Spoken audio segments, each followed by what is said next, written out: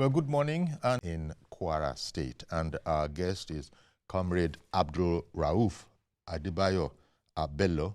He's an APC chieftain and political affairs analyst. Good morning to you, comrade. Good morning. Okay. Thank you very much for joining our program.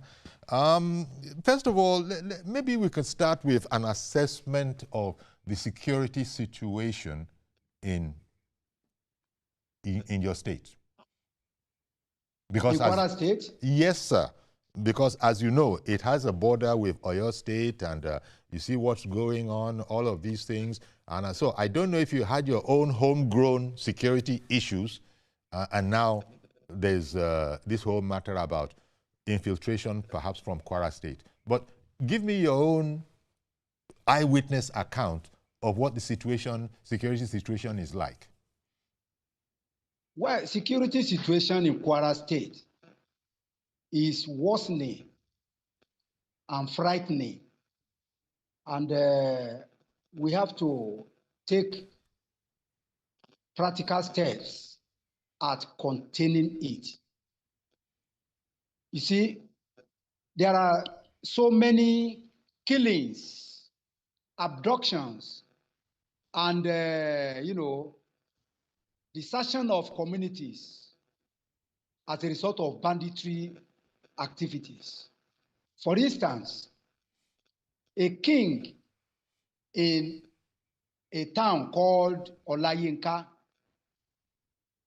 has been abducted for the past 5 weeks now. Many people were also abducted at Ikeni, Ekiti local government, Ikeni Okwen in Ekiti local government in Kwara State. Ditto at Yasikra, where Yasikra is in Baruti local government. The emir's palace was burnt. The emir was kidnapped. His wife and children and 25 others were also kidnapped. Now, you go on and on. The security situation in Kwara State is very, very bad. And we have to call on the federal government to please, not to relent effort. Although government is doing its best, the government of Kwara State is doing its best. But yes, because I was going to ask you about that. Sorry, sir. Sorry for jumping in. I was going to ask you what you think about the efforts of Governor, Abdurrahman Abdurrazak towards tackling this. Yes, we know you can call on the federal government to come to your assistance, but what about the governor? What about the politics of the place? Because look at the situation we have in Oyo State. There are people who are angry. I don't know if it is as a result of their anger, but they are saying that Governor Seyi Makinde cannot escape this. You must hold him liable for that. I was even begging one of our callers, say, be very careful about what you say. You don't have any proof. But he says, no, let me have my say. And those ones have called in and have said that they will speak only with the governor. So now we have the Kwara State situation on our hands. You see, the governor, not only my own governor in Kwara State, the governors in Nigeria are the main problem of insecurity in this country. How do you work that out? Yes, why do you say that? Thank you very much. You see, the security situation is not the business of the federal government alone. And the federal government has done what it's supposed to do. Number one, the revenue to states has increased tremendously, about 300% increase in the revenue. They get their security votes every month. The federal government has approved establishment of state police. We don't see what the governors are doing on this. In the case of my state here, we don't even have any support services to, supplement the federal effort. Like we have Amatekun in the southwestern states. Yes. We have, even this man has just, organized Iruekun. None exists in Kwara State. And we have been calling on our governor to please go into alliance with the Southwest Security Alliance. Let us form this alliance with them, because all the bandits chased away from Southwest, from North Central, they are driving towards Kwara. And if no such alliance in place, I mean, we are open to danger. That is it. The governor is doing, our governor here is doing too little and too late. We should have graduated from, condolence visit, and making promises. We will recover them, we will bring them back, this and that. King has been in captivity for about 5 weeks now. He's still there. Those who are abducted in, Koro and every other places, even in Kayama, in Baruti, they are still there. So we don't know what the governors are doing. Well, given the sort of climate that you've painted, I wonder if you see all of this as affecting elections in 2027 for your state, because just give me your own assessment. Okay. The security situation in the state, coupled with the crisis in my party. Yes. Because we should APC. not, APC, we should not pretend that all is well. All is not well as far as APC, in Kwara State is concerned.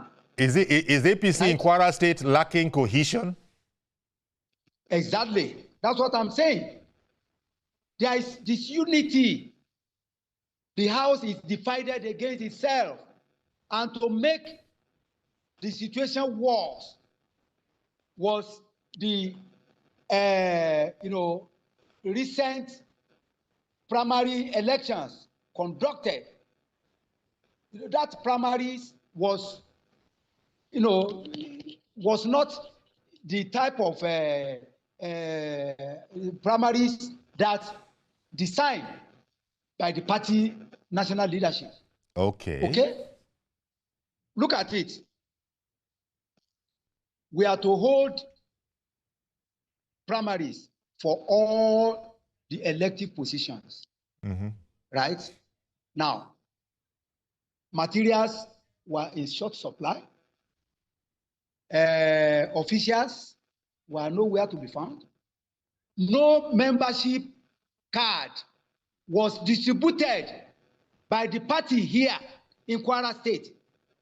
We, the members, went to our wards to perform our duty to our party without our membership card displayed for accreditation. Okay, come the governorship primaries. That primary was to be held on Thursday, 21st of last month. At the middle of the primaries, the primary was going on, and we all know the leading aspirants among them across the 3 senatorial districts. All of a sudden, the election was stopped. It was postponed by, Obanikoro's committee, and postponed to the next day, which was Friday, 22nd. Okay, 22nd, Friday, we started the primary. We were on the field trying to organize ourselves. When some people gathered at a banquet hall and announced someone among the aspirants as winning the primaries that was inconclusive. So this was a blue border on democracy. So and this is going to affect our party if care is not taken come 2027. Okay, because I was going to ask. The so-called declared a candidate. I mean, is facing a landmine because the opposition group has laid ambush in his senatorial district, that is Kwara North. AADC has planted a more popular candidate in that district.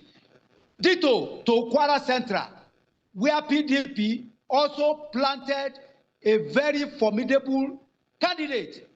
The only buffer zone for APC to win governorship election come 2027 is Kwara South. And we all know the candidate that can lead the battle to victory. Because the candidate that should lead the battle must have been a tested and trusted member and aspirant among the contestants.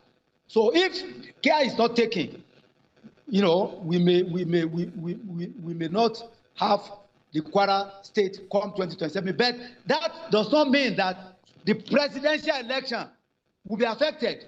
Okay. Because even sorry, sir. I'm sorry to jump in with both feet here, but what would therefore be your appeal or prayer to the authorities, the national leadership of APC, since Kwara is one of the 3 states, where results were suspended by the National Working Committee of your party? Do you have anything to say to them? Yes.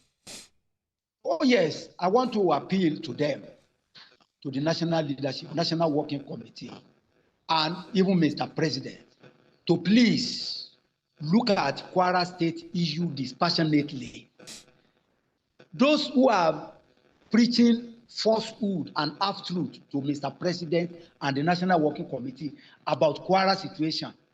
The candidate presented, the candidate, so-called, candidate presented by the governor as his successor cannot fly. Okay. We should advise that we should have a fresh primaries that will be transparent and acceptable to all. Even the opposition will be afraid if we have a right candidate for our party come 2027. Do you think that APC itself is afraid of the opposition in Kwara State? What would be your assessment of the strength of the opposition in Kwara? Now you see, the opposition in Kwara has been dead before. But unfortunately, the announcement of one of the aspirants as governor's anointed candidate, has exhumed the corpse of the opposition in Kwara State. Because there is no way you can present somebody who is not versed in the political geography of the state, in the administrative experience, right? So, and you think that the opposition will fold their hands and watch you to go like that? No, we are not afraid of the opposition. But if we don't have the right candidate, right? I mean, we should not take the opposition for granted. Okay. And let me tell you this. Okay, because we've run out of time. We've run out of time, okay. But quickly, please. The opposition itself, the leader of the opposition is romancing with APC because he belongs to Wike's PDP. He planted his candidate in ADC, and he has planted another strong candidate in Kwara Central. So The single Abuja minister. Yes, no. He's an agent in Kwara State. Okay. I'm talking of the former Senate president. Oh, okay. Oh yes, he belongs to Wike's faction, right? So meaning that our president is their candidate for presidential election. So he's more likely to work with us. But in terms of governorship, he's not going to take it lightly. And I see the distinction God forbid, you're making. Yes. He should not be allowed because no. It's very dangerous if we allow the PDP. We've run out of time, comrade, but thank you very much for coming on and telling us about these matters. I imagine that the National Working Committee of your party is listening to this. Indeed, the electorate in Kwara is listening to it. Thank you very much, Comrade Abdul Rauf Abdebayo Abello, APC Chieftain and Political Affairs Analyst. Thank you very much. It's my pleasure. Thank you very much. Okay, sir. So we're going to have to leave it there, but do please join us tomorrow for a fresh edition of the program. I am Yori Folarin. Bye-bye for now.